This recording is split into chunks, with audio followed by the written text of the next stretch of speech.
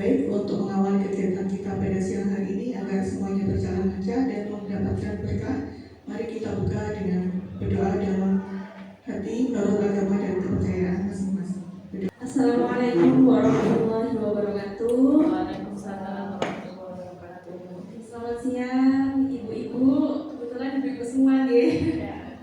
Oke, alhamdulillahirobbilalamin. Pada kesempatan ini saya ingin berbagi praktik baik dan baik.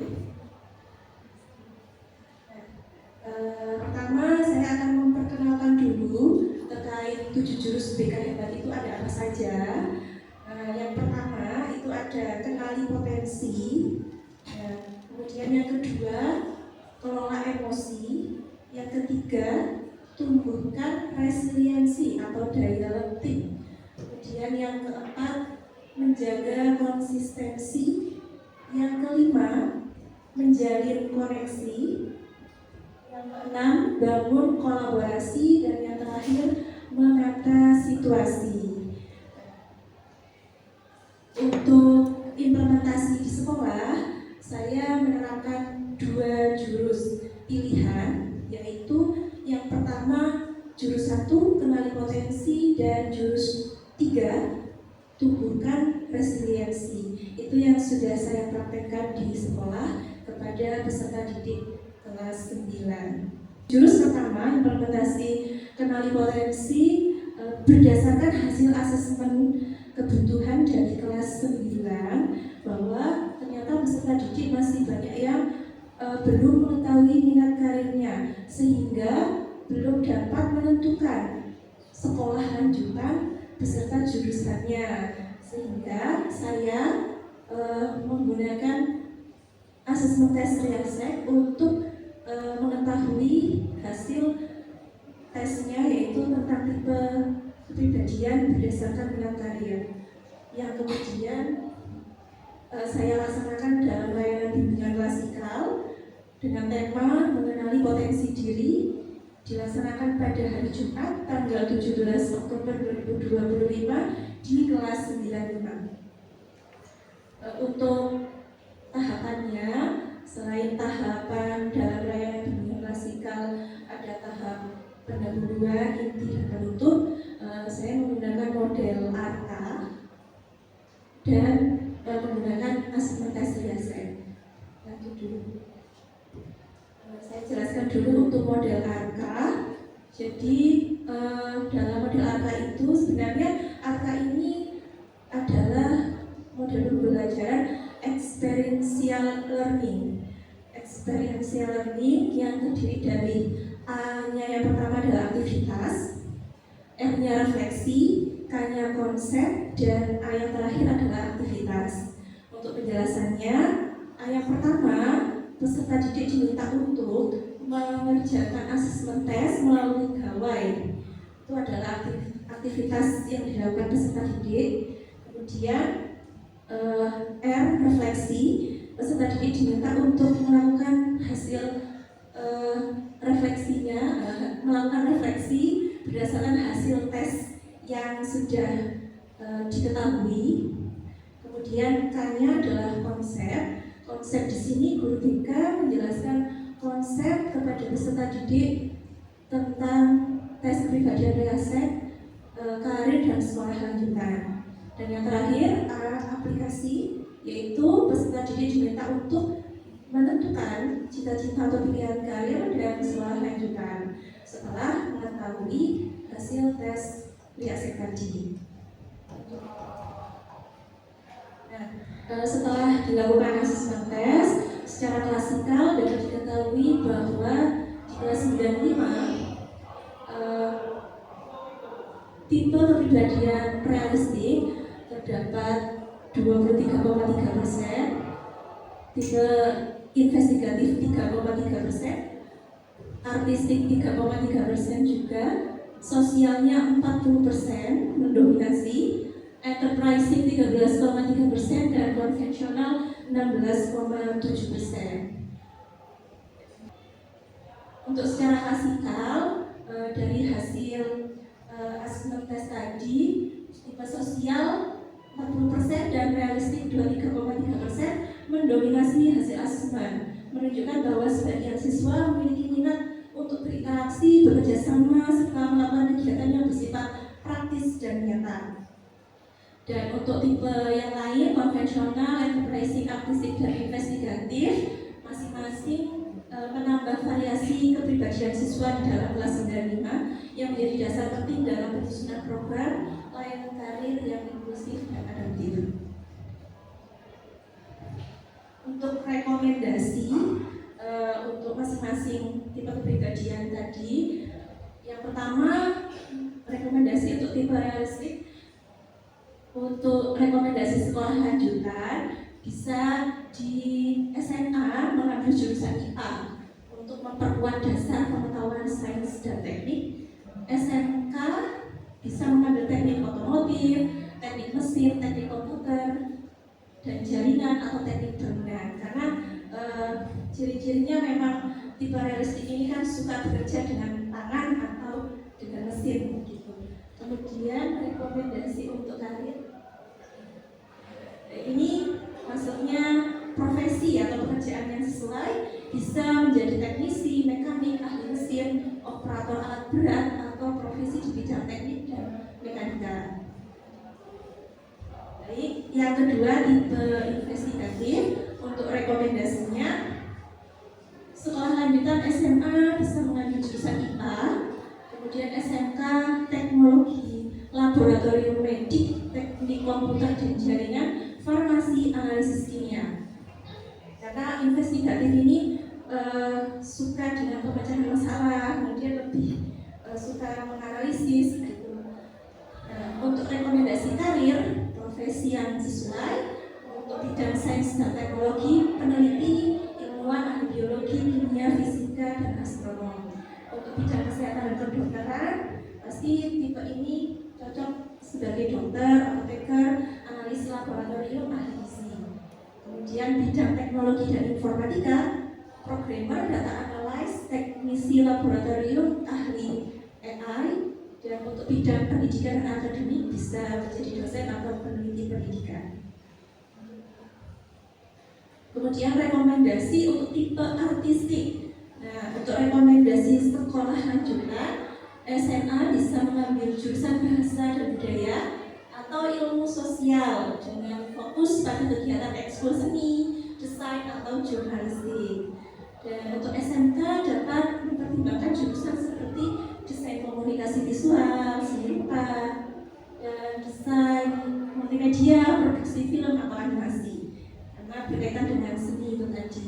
Untuk rekomendasi karir atau profesi yang sesuai bisa dalam bidang seni dan desain sebagai desainer grafis, ilustrator, fotografer, animator, seniman lukis, arsitek interior. Untuk bidang media dan komunikasi bisa penulis, jurnalis kreatif, editor konten, penyiar radio, pembuat film. Dan untuk bidang pendidikan kebudayaan, guru seni dan pelatih tari.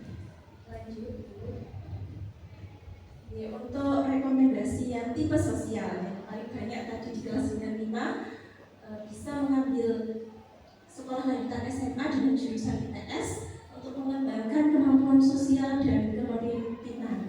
Tapi tidak menutup kemungkinan juga mengambil jurusan lainnya seperti IPA. Kemudian SMK bisa keperawatan, perhotelan, tata boga atau usaha perjalanan wisata. Rekomendasi karir yang sesuai bisa menjadi guru, konselor atau guru BK, perawat, pekerja sosial atau psikolog. Dan tipe enterprising, rekomendasi sekolah lanjutan adalah SMA jurusan IPS untuk mengembangkan keterampilan komunikasi dan manajerial. SMK bisnis jaring dan pemasaran, manajemen perkantoran atau akuntansi dan keuangan lembaga. Untuk rekomendasi karir atau profesi bisa menjadi pengusaha, manajer, pemimpin organisasi, marketer atau politikus. Yang terakhir tipe konvensional. Nah, untuk rekomendasi sekolah lanjutannya bisa SMA jurusan IPS untuk mendalami bidang administrasi, ekonomi, dan tata usaha, SMK bidang akuntansi dan keuangan, administrasi perkantoran atau teknologi informasi untuk posisi data atau administrasi. Karena tipe ini sangat suka dengan administrasi, jadi direkomendasikan yang berkaitan dengan administratif. Kemudian rekomendasi karir bisa menjadi seorang akuntan, staf administrasi, sekretaris, teller bank, pustakawan, atau arsiparis, analis anggaran, petugas keuangan, dan staf keuangan. Baik, ini adalah dokumentasi kegiatan yang sudah saya laksanakan di kelas 95 layanan bimbingan klasikal. Kemudian di sini saya mendokumentasikan untuk kegiatan A, aktivitas yang peserta didik diminta untuk mengerjakan asesmen tes riaset. Jadi anak-anak menggunakan gawai di kelas untuk mengerjakan asesmen tesnya. Saya minta untuk scan barcode di layar LCD. Selanjutnya refleksi. Setelah itu saya minta anak-anak untuk berkumpul sesuai dengan tipe kepribadian yang sudah terlihat dari hasil asesmen tes tadi, berkelompok sesuai dengan masing-masing, misalnya yang realistik, yang investigatif gitu. Nah, saya minta untuk berkelompok dan berdiskusi. Nah, setelah itu perwakilan kelompok saya minta menyampaikan hasil diskusinya terkait sudah sesuai atau belum dengan dirinya dan dengan cita-citanya. Kemudian adakah persamaan dan perbedaan antara satu anggota kelompok, misalkan sama-sama realistik, apakah sesuai ciri-cirinya. Konsep. Setelah itu guru BK menjelaskan konsep riaset dan kaitannya dengan cita-cita atau pilihan karir dan sekolah lanjutan. Ini ekspositori, saya menjelaskan terkait konsep riasetnya dan terkait cita-cita peserta sekolah lanjutannya. Untuk aplikasi,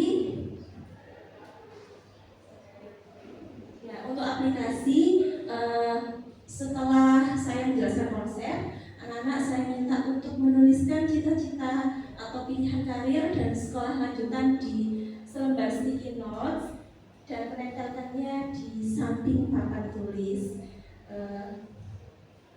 Untuk implementasi jurus 3 tentang tumbuhkan resiliensi, ini saya menggunakan layar konseling individu berdasarkan aduan konseli yang tidak dapat memahami penjelasan guru atau matematika, sehingga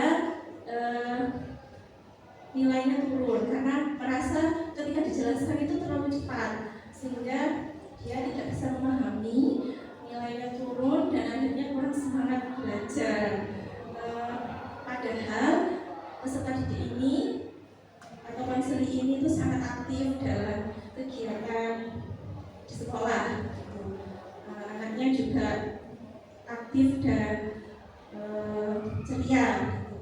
Kemudian pelaksanaan layanan konseling individu saya laksanakan di hari Kamis tanggal 23 Oktober 2025 dan menerapkan model burger, growth mindset atau pola pikir bertumbuh, kemudian komunikasi empati. Untuk konsep model burger, nah ini siang-siang kita membicarakan burger ya.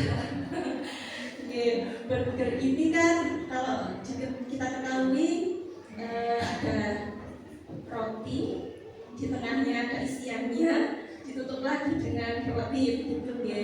Nah, ketika kita ingin memberikan koreksi kepada peserta didik kita, itu alangkah baiknya kita ibaratkan burger ya, di atas itu diawali dengan apresiasi terlebih dahulu, kemudian di tengah-tengahnya kita memberikan koreksi, dan diakhiri lagi dengan apresiasi. Ya, seperti itu. Nah, untuk konsep komunikasi empatik, ini ada rumusnya. Komunikasi empatik itu yang terdiri dari yang pertama kita melakukan empati atau memberikan validasi perasaan terlebih dahulu kepada peserta kita. Kemudian yang kedua, pengakuan usaha atau potensi yang dimiliki peserta didik kita. Kemudian yang ketiga, melakukan reframing atau perspektif positif. Dan yang keempat, penegasan nilai di luar hasil, dan yang terakhir tawaran dukungan atau harapan ke depan. Lanjut Bu. Nah, untuk penerapan model burger dalam pelayanan konseling individu yang sudah saya lakukan, ini saya mengutip dari hasil konseling saya. Pada saat itu saya menyampaikan kepada konseling saya, Bu Riris, apresiasi kamu sudah mengetahui di mana letak yang harus diperbaiki tadi terkait nilai matematika yang turun. Selanjutnya saya mengoreksi bagaimana caranya supaya kamu bisa kembali meningkatkan nilai tersebut. Nah, terus saya tutup dengan kalimat, Bu Riris yakin kamu pasti bisa. Saya apresiasi lagi.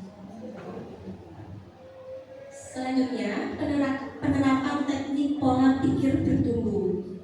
Setelah konseling menyadari bahwa ia ingin tetap dapat memahami materi matematika dan termotivasi untuk meningkatkan nilai, konseling mencari cara lain untuk dapat memahami materi.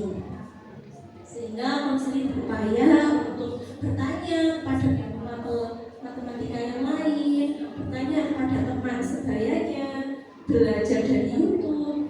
Selain itu, konseling juga berencana untuk les privat dan memiliki jadwal untuk belajar bersama teman sebayanya. Nah, untuk penerapan komunikasi empatik saat layanan konseling berlangsung, ini saya mengutip dari kalimat saya pada saat layanan konseling berlangsung. Meskipun kamu di kelas merasa kesulitan dalam memahami materi, tetapi ternyata kamu juga bisa untuk mencoba mencari cara lain untuk dapat tetap belajar sehingga bisa lebih memahami materi. Kedepannya Bu Riris percaya nilai kamu bisa kembali meningkat. Berikut adalah dokumentasi kegiatan. Untuk video penerapan teknik pola pikir bertumbuh dari bantuan tersebut nanti link ke Google Drive saya.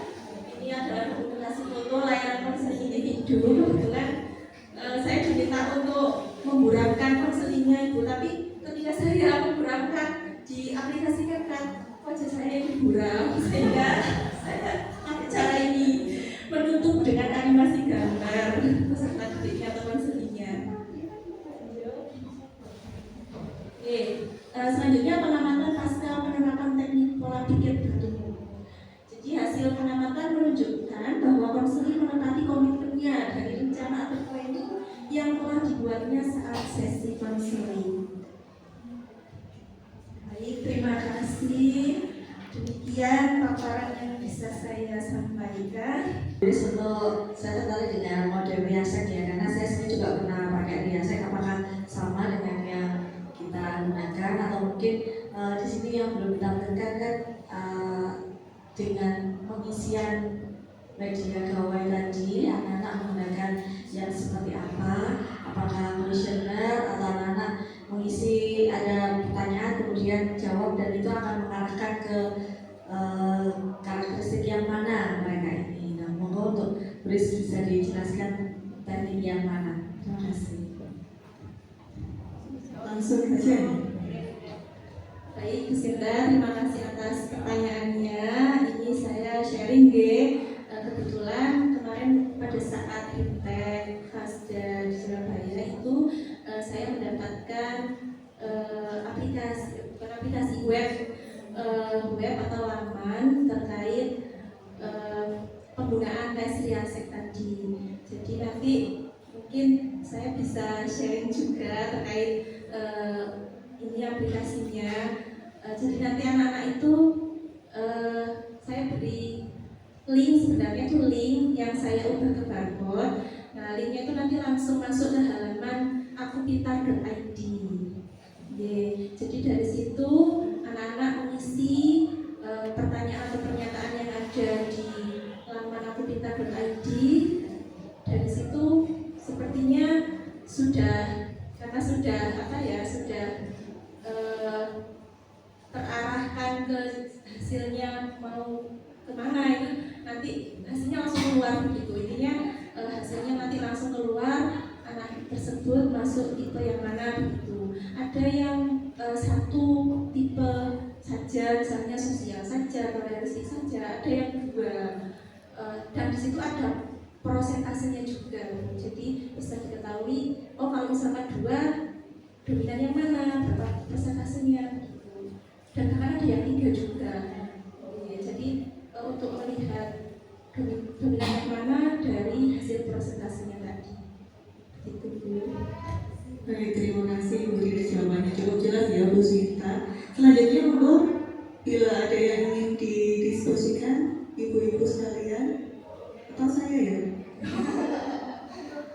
Ya, Bu Riris, mohon maaf, di sini kan judulnya 7 jurus BK hebat. Yang sudah di-spill sama Bu Riris baru 2. Kalau boleh tahu, spill sedikit saja tentang 5 yang lain Bu Riris. Oke, Bu Au, terima kasih banyak atas pertanyaannya. Spill sedikit-sedikit begitu untuk kelima jurus yang lainnya. Tadi sudah saya paparkan terkait 2 jurus, yaitu jurus 1 tentang kenali potensi dan jurus 3 tentang tumbukan resiliensi. Untuk yang jurus kedua, kelola emosi.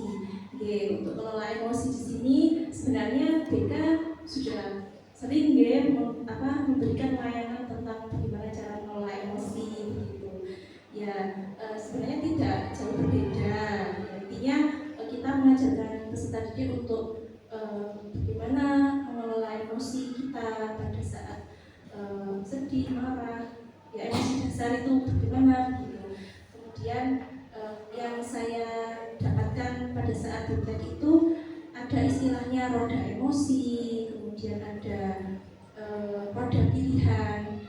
Roda emosi itu terkait emosi dasar tadi. Kalau roda pilihan itu terkait bagaimana kita menanggapi atau merespon ketika ada sesuatu yang memicu emosi kita atau perasaan tertentu gitu. Kemudian untuk jurus 2, 3, 4 menjaga konsistensi. Ini yang saya pahami. Bisa next recall. Untuk yang jaga konsistensi ini adalah kebiasaan kesadaran, mindfulness. Itu mungkin kemarin pada saat ada workshop di SMP 6 dan ada mobil juga tentang pola pikir itu, kemudian ada mindfulness. Nah ini kan juga pernah dipelajari bersama. Kemudian untuk yang menjalin jalin koneksi. Nah ini terkait dengan komunikasi empatik ya. Komunikasi empatik di sini lebih ke layanan konseling sebenarnya. Penerapan layanan konseling individu dengan pendekatan realita. Nah ini kan juga ibu-ibu BK sudah pernah pelajari. Dan kemudian untuk yang bangun kolaborasi ini adalah kerjasama multi pihak, bahwa di sekolah itu kita bukan hanya BK yang bekerja sendiri, tapi kan ada kerjasama antara warga sekolah yang lainnya, guru mapel, kemudian juga orang tua ya sebenarnya, kemudian juga dengan mitra-mitra lainnya. Kemudian untuk yang menata situasi adalah kita berusaha untuk menciptakan lingkungan yang lingkungan belajar yang aman, nyaman, dan menggembirakan. Itu yang bisa saya spill sedikit tahu. Jadi misal seperti tadi yang disampaikan Bu Riris terkait dengan kenali potensi, ini Bu Riris hanya menggunakan satu bagian, tapi masih ada cerita gaya belajar. Ini kalau gaya belajar ini nanti bisa membuat profil kelas Ibu. Nah, profil kelas ini nanti akan ketemu ternyata untuk di kelas A itu ternyata lebih banyak anaknya verbal. Nah, ternyata PPT guru yang bergambar ini penting untuk di kelas A. Tapi di kelas B ternyata kok kinestetik. Nah, PPT guru yang cantik ini nggak akan dilihat mereka, karena mereka lebih suka untuk lari-lari, mencari materi, berjalan itu jauh lebih suka. Nah, itu salah satunya gaya belajar. Nah, yang digunakan tulis tadi hanya riasek, tapi masih ada bagian-bagian yang lain lagi yang bisa memetakan kondisi siswa, terutama tadi terkait dengan sampai pengambilan keputusan. Ini belum lagi nanti ditambahin tes IQ, hasil wawancara orang tua, tua, pengambilan keputusan individu, keinginan, hobi, minat, bakat jadi satu rangkaian, semua akhirnya pengambilan keputusannya seperti apa. Ini ada menjadi rangkaian panjang tadi, tapi luar biasa hari ini akhirnya kita bisa berkolaborasi, Ibu. Jadi ini kerja BK tapi juga membutuhkan kerjasama dengan Bapak Ibu guru di sebagai wali kelas. Misal tadi di spill juga cerita mengenai kelola emosi. Tadi di sekolah yang lain juga bicara kelola emosi itu. Ini ternyata BK sudah mengajarkan teknik stop. Mungkin Bapak dan Ibu sudah paham dengan teknik stop gitu ya. Tarik nafas, keluarkan, terus dipikir 1, 2, 3 dan seterusnya baru menyampaikan sesuatu. Nah, BK mengajarkan, tetapi ternyata munculnya emosi itu ketika mata pelajaran. Nah, akhirnya ini perlu dikuatkan lagi ketika di jam pelajaran. Bapak Ibu guru mengingatkan, ketika mulai emosi apa yang muncul saat itu, ayo kita praktekkan teknik stop bersama-sama, atau mungkin menggunakan teknik yang lain lagi bagaimana mengelola emosi dengan baik. Ini BK mengajarkan, tapi guru di kelas ketika ini emosi yang muncul ini pun juga akan diajarkan kembali. Jadi ini kerjasama dan kolaborasinya begitu. Termasuk juga tadi muncul juga cerita resiliensi ini menjadi penting karena hasil assessment ya. Dan ini juga nampaknya tidak hanya BK yang mengajarkan teknik burger, tapi juga Bapak Ibu guru gitu kan. Bagaimana ketika, karena anak sekarang itu butuh apresiasi, Bu. Di rumah mereka kurang apresiasi. Orang tua kadang lebih banyak nilok-nol gitu ya, apa ya, bahasa nilok bahasa Indonesia apa sih? Ngolok-ngolok, Bu. Nah, nuntut kadang-kadang enggak ya, tapi menjudge sesuatu label yang negatif itu jauh lebih mudah daripada menghargai sekecil apapun upaya yang mereka lakukan. Nah, ini kan akhirnya menjadi peran guru di sekolah untuk bisa memberikan apresiasi. Makanya tadi bahasanya diapresiasi, terus yang tengahnya tadi dikoreksi, terus diapresiasi lagi. Nah, kadang-kadang guru di kelas seringkali cuma menyalahkan, pekerjaanmu salah, wes mari titik gitu ya. Padahal anak-anak butuh diapresiasi, dikoreksi, lalu diapresiasi lagi. Nah, ini makanya ini akan menginspirasi Bapak Ibu guru yang lain, termasuk juga bagaimana membangun pemikiran yang bertumbuh ini seperti apa. Kayak hari ini itu betapa pentingnya best practice-nya ini bisa ditularkan dengan Bapak Ibu guru, mata pelajaran, wali kelas dan lain sebagainya, supaya tidak hanya siswa juga yang ditumbuhkan, ternyata Bapak Ibu guru juga perlu ditumbuhkan. Jadi ya makanya ini jadi sebuah kolaborasi yang lengkap gitu. Ternyata di sekolah sudah menjalankan juga, BK menambahkan, siswa juga mendapatkan. Jadi ini sebuah kolaborasi yang jadi semakin lengkap begitu. Makanya hari ini memang secara khusus ada sesi untuk berbagi praktik baiknya itu di situ, supaya kita juga ada kolaborasi, ada kerjasama. Apa yang sudah diberikan di BK kuatkan di dalam kelas, di dalam pelajaran dan lain sebagainya. Jadi terima kasih untuk ibu-ibu yang sudah mendukung Bu Riris gitu. Hari ini boleh berbagi praktik baik. Paling tidak ini menjadi langkah awal ya, langkah awal untuk bisa ditindaklanjuti. Akhirnya muncul berbagai macam program tadi, ada program kerjasama, belum lagi nanti ada program-program BK yang lain yang ini menjadi sebuah sinergi yang sangat baik. Mungkin itu yang bisa saya sampaikan. Terima kasih untuk kerjasama dan kesempatannya. Saya kembalikan. Ikan gabus, ikan sepat. Baik. Dimasak sedap, tertata di meja. Baik. Dengan jurus BK hebat,